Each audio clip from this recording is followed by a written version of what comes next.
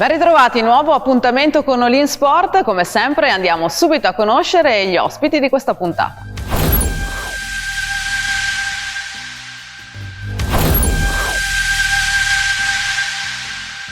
Eccoci quindi qui in studio. Abbiamo capito, in questa puntata si parla di sport al centro. Allora, facciamo finta che qui ci sia un bel contenitore, un contenitore infinito, speriamo, e qui c'è lo sport, e questa è la filosofia, parto da Giovanni, dei centri giovanili della Fondazione Exodus. Cosa vuol dire avere questo sport al centro? Vuol dire avere i ragazzi che tornano a fare sport e lo fanno per evitare di finire su una brutta strada. In fin dei conti lo sport fatto seriamente, fatto anche meno seriamente, ma è importante perché aiuta il ragazzo o la ragazza in tutta la sua complessità. E allora abbiamo provato a definire il Centro Giovanile Don Mazzi legato allo sport, perché è un bene che i ragazzi facciano sport. Lo sport serve dopo, ma serve soprattutto in chiave preventiva per questi ragazzi. Assolutamente sì, serve prima, nel senso che ormai tanti ragazzi dopo il lockdown hanno smesso di fare sport e sono aumentati coloro che fanno dei gesti aggressivi oppure stanno chiusi in casa. Invece se loro spendessero il loro tempo nell'attività sportiva, si potrebbe davvero avere risultati diversi, avere più ragazzi che fanno sport e soprattutto non avere tutti quei ragazzi che vanno in giro facendo confusione o altro, come sta succedendo adesso. Luca Boscaini, tu sei consigliere, ma sei anche un imprenditore, sei padre. Cosa vuol dire per te il tuo impegno con la Fondazione Don Mazzi e appunto avere questo tema al centro della vita e dei valori, cioè lo sport, che poi ci dicevamo prima è totalmente trasversale a qualsiasi ambiente, a qualsiasi contesto? Mi viene in mente l'economia umanistica, creare un'economia a livello umano, e avere una certa etica.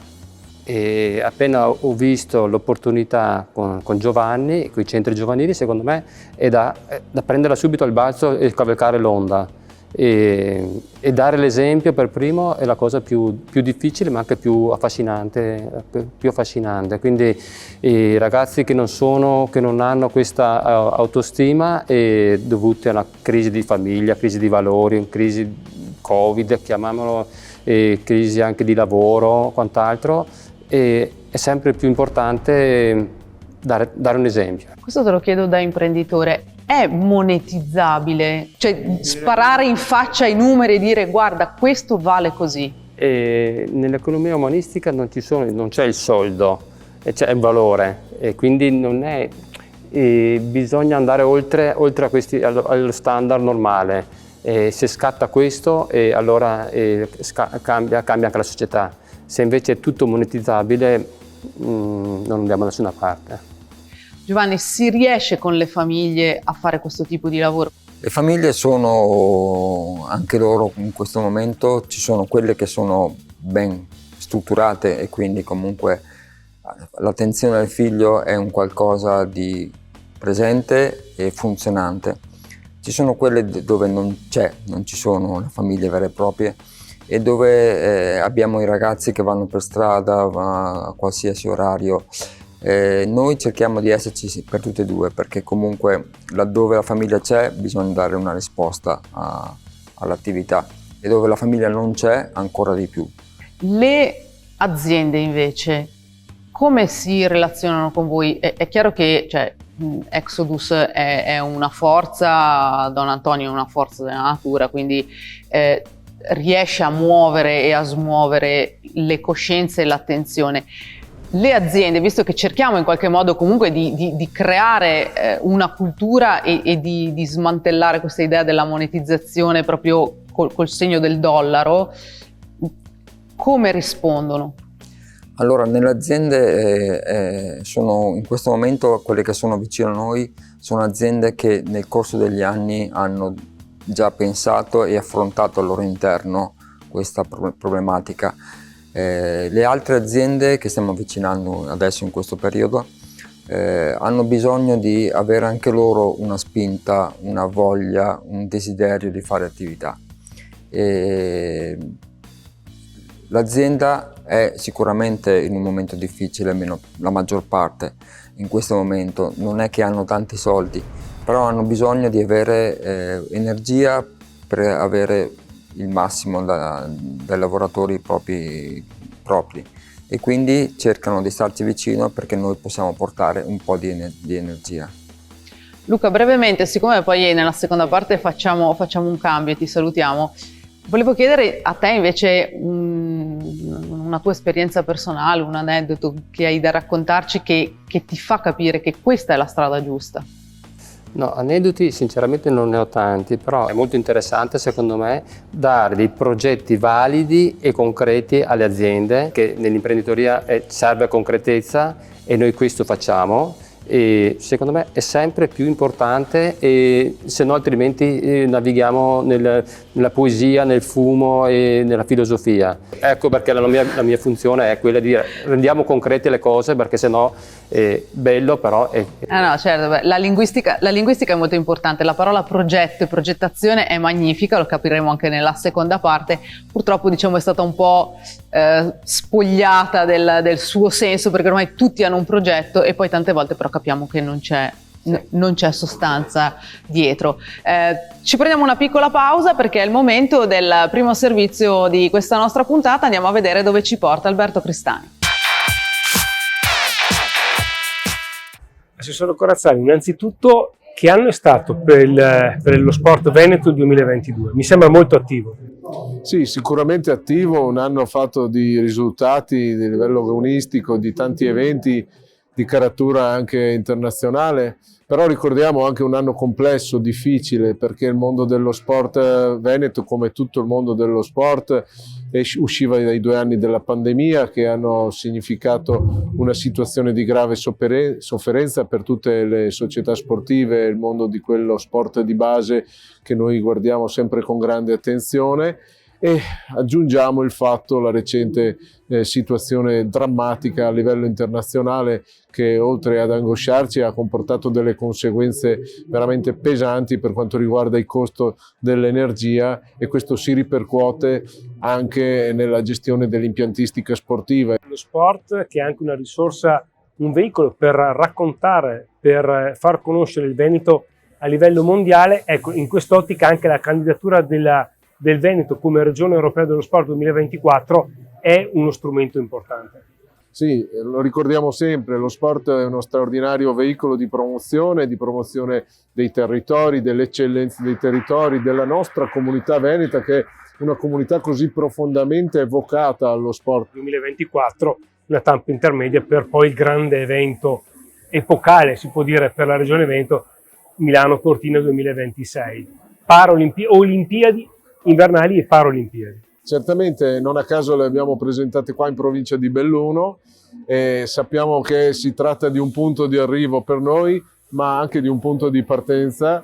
Queste Olimpiadi sono un evento mondiale e sono forse la sublimazione di tutto quello che può generare lo sport in termini di positività, di crescita di un territorio e di esaltazione dei valori dello sport, che sono quei valori così profondamente formativi che noi cerchiamo di trasmettere con la nostra attività, in particolar modo alle giovani generazioni.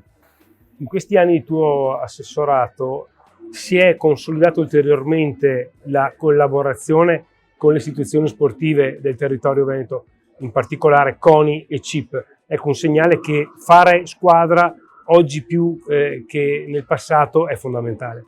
Beh, sicuramente ciò è stato anche dovuto al fatto che le risorse sono poche e quindi quelle che vanno impegnate devono essere impegnate con uno spirito di grande collaborazione, con la capacità di condividere i progetti, con la capacità quindi di lavorare facendo volano con tutta quella forza che ha lo sport anche in termini di volontariato. Ho citato le Paralimpiadi, un dato su cui riflettere a mio avviso è il fatto che dopo la pandemia e durante la pandemia, l'emergenza, i ragazzi e gli atleti paralimpici hanno avuto più voglia di fare sport rispetto a quelli, chiamiamoli normo. un segnale importante su cui non si può non fare attenzione. Sì, c'è molto da lavorare in questa direzione.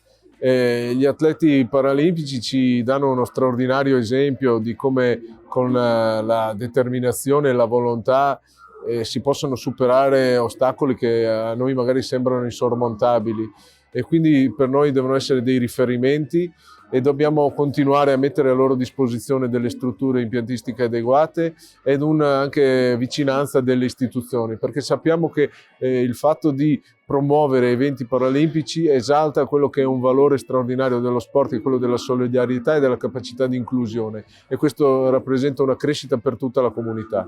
Senti Cristiano, prima di lasciarti, tanto ti ringrazio per la disponibilità.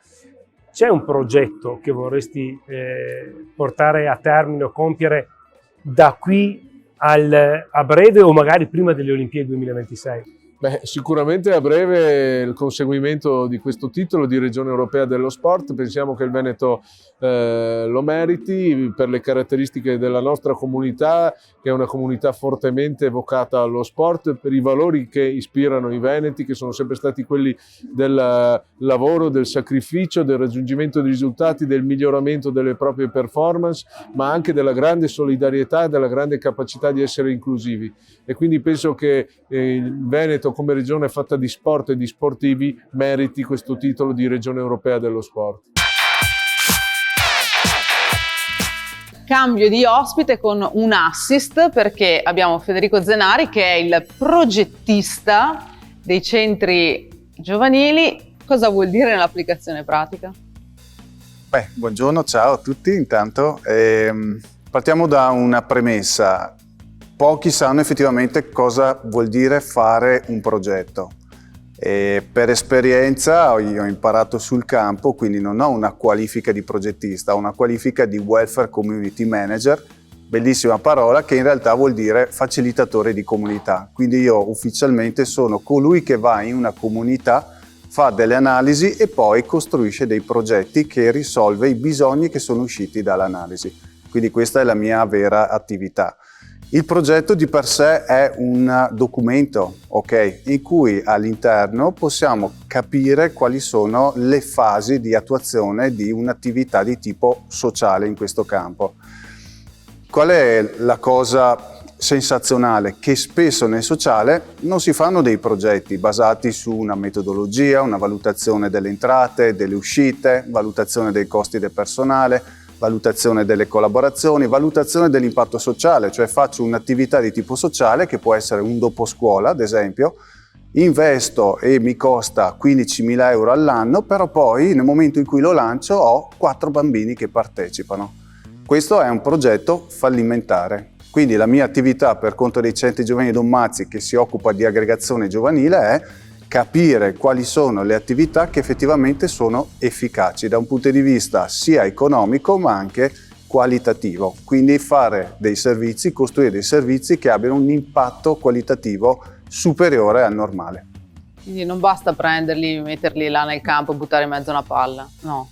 Potrebbe bastare se però alla base di tutto, a monte, c'è stata una valutazione per cui si è capito che in quel luogo, con quelle persone, quella cosa è effettivamente efficace, altrimenti buttiamo via i soldi. Sono un po' ironica perché lo ripetiamo tante volte, no? Nel mondo dello sport dilettantistico è fondamentale il volontariato, però anche il volontariato può e deve essere guidato e non c'è niente di sminuente a dire questa parte non la so fare, non la so considerare, e allora entrano figure come la tua che senza avere magari l'etichetta in inglese, però sono persone che hanno una capacità di questo tipo e quindi si possono fare queste valutazioni che servono poi a relazionarsi con le famiglie, con gli utenti e poi torniamo ancora anche con le aziende che devono eventualmente intervenire, sostenere, perché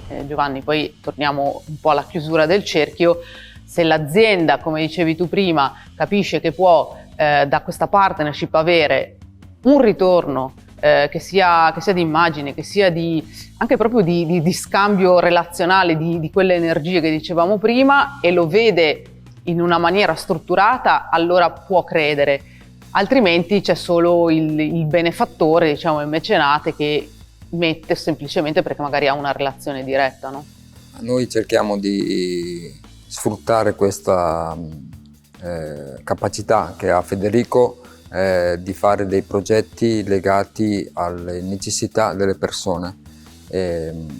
La rete di Federico è una rete che consente alle aziende di poter dare una mano al proprio territorio e poi soprattutto di credere che i ragazzi al giorno d'oggi possano con poco avere un ritorno. E noi nel progetto comunque mettiamo Federico, mettiamo altre persone e mettiamo tutta la nostra capacità di poter dare una piccola ma importante speranza. Federico, invece torno a chiederti quali sono le domande che ti fanno le aziende, quali sono le necessità che ti espongono anche. È un rapporto di dare e avere, ok? Nel senso che il presupposto della responsabilità sociale d'impresa è che nella nostra comunità, nelle nostre comunità, c'è qualcuno che è stato fortunato ed è più bravo degli altri e quindi è riuscito a creare ricchezza, una parte della quale, come responsabilità sociale, va restituita sul territorio. Ma non basta la restituzione tramite posti di lavoro. Spesso si sente dire ma io ho un'azienda, ho 50 dipendenti, do lavoro alla comunità. Non è sufficiente, perché quei dipendenti dipendono da te e ti aiutano ad accumulare la tua ricchezza. Ma se tu hai qualcosa in più che puoi dare alla comunità per soddisfare i bisogni della tua comunità dove è innestata la tua società oppure dove vivi tu e la tua famiglia come imprenditori, è meglio, e non solo come aumento della tua reputazione di azienda, ma anche come equità sociale. Quindi alle società chiediamo: hai dei bisogni particolari? La risposta è no, forse sì. Allora ti aiutiamo a capire se hai dei bisogni. Innanzitutto, Perché a volte non lo sanno nemmeno identificare loro, appunto. No? Sì, la mia azienda, no, ma siamo a posto con i buoni pasto. Ma sei sicuro che i tuoi 50 dipendenti siano soddisfatti semplicemente dalla fornitura di buoni pasto che poi non utilizzano ma vanno al supermercato a convertire in spesa? È un accompagnamento culturale che si fa con l'imprenditore, è un cammino che inizia da una rilevazione dei bisogni, dalla soddisfazione di questi bisogni e poi si crea un rapporto di fiducia, per cui ogni volta che c'è bisogno di qualcosa o la comunità ha bisogno di qualcosa, alziamo il telefono, chiamiamo l'imprenditore amico, che ormai è diventato amico. È il momento adesso del secondo servizio, andiamo a vedere dove ci porta Alberto Cristani. Stefano, come Verona Marathon negli anni avete sempre organizzato, oltre a un grande evento sportivo, grandi eventi sportivi, anche manifestazioni che hanno sempre avuto un obiettivo, un'attenzione a anche tematiche sociali. Sì, perché riteniamo che l'attenzione che ci viene riposta dai media e da tutto quello che può essere anche l'attenzione che le nostre manifestazioni portano sulla città e non solo, devono essere messi a disposizione anche degli altri e soprattutto di chi magari vuole lanciare e sfruttare queste situazioni per poter lanciare dei messaggi importanti. E quest'anno Verona Marathon ha un'iniziativa molto particolare, innovativa anche se vogliamo dirlo, perché una situazione, una collaborazione del genere non si è mai vista in ambito almeno locale.